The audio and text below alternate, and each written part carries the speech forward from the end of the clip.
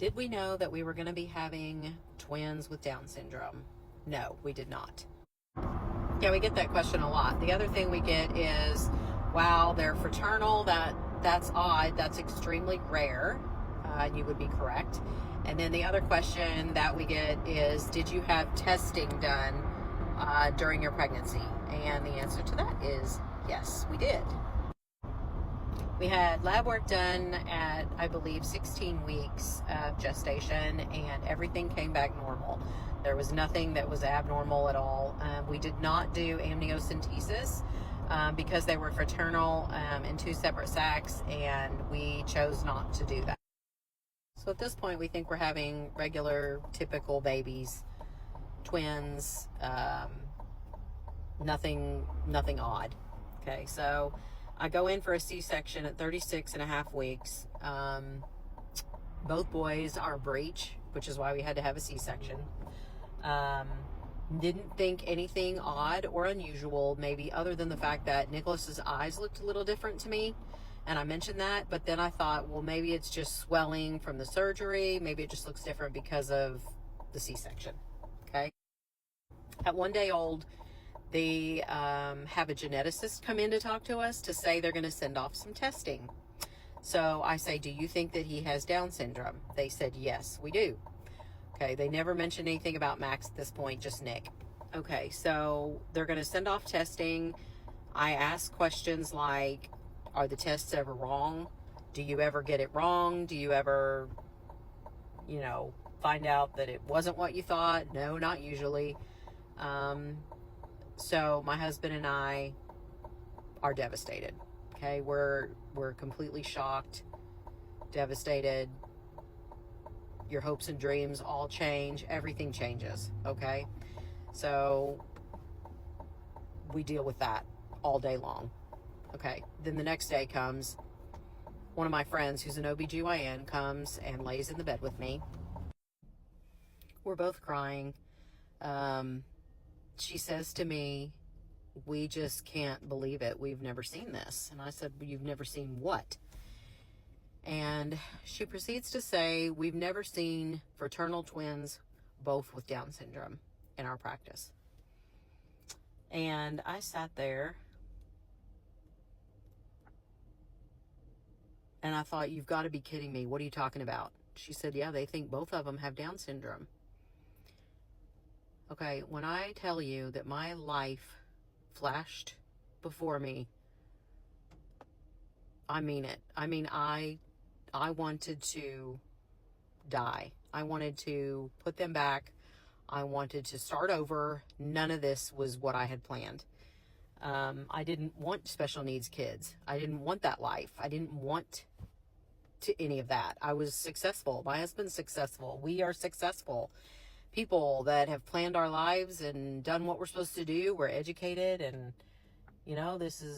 that's what went through my mind. I'm not saying that that's right. That's what went through my mind. I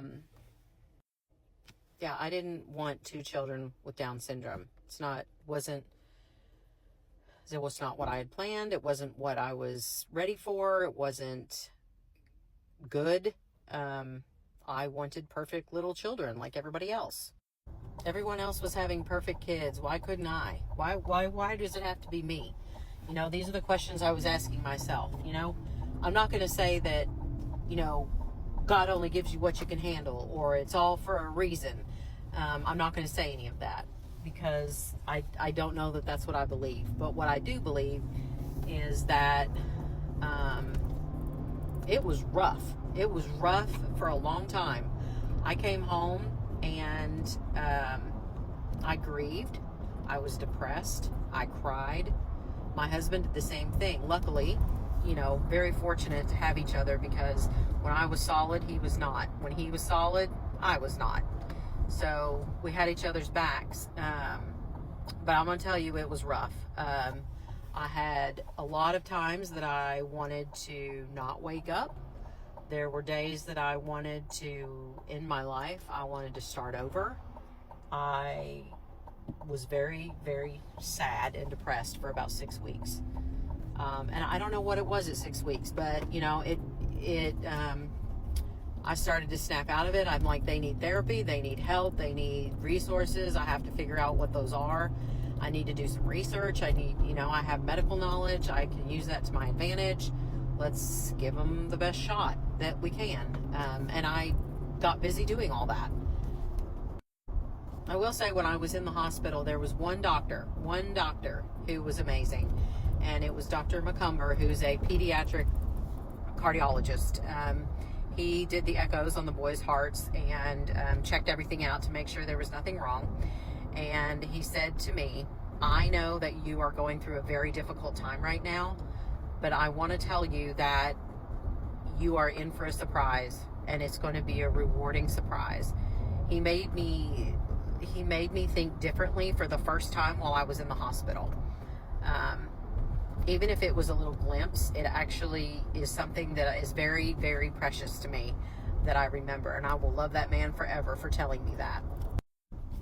So I started researching a little bit, and I will say one thing that I came across that pretty much sums everything up was a poem that my cousin asked me to read. And I read this poem, and to this day, I absolutely love it, and I will tell anyone that has a situation that is unexpected, or a diagnosis that's unexpected, or a tragedy, anything, that there's this poem called "Welcome to Holland." I'm not going to read it to you, but I would like you to look it up. It's called "Welcome to Holland." And it is pretty much a very good explanation of what it's like living, with a child that you don't expect. And through the years that we've had the boys, I will say I am thankful every day for their health. I mean, what do you want for your kids? You want them to be healthy, and you want them to be happy, ultimately, right? Well, my kids are very healthy, and they are very happy. And that makes me very happy. Now, will they be with me? Yes, they probably will, but I'm okay with that. And I'm okay with this life that I didn't plan for, how it's turned out. I am very rewarded in so many different ways.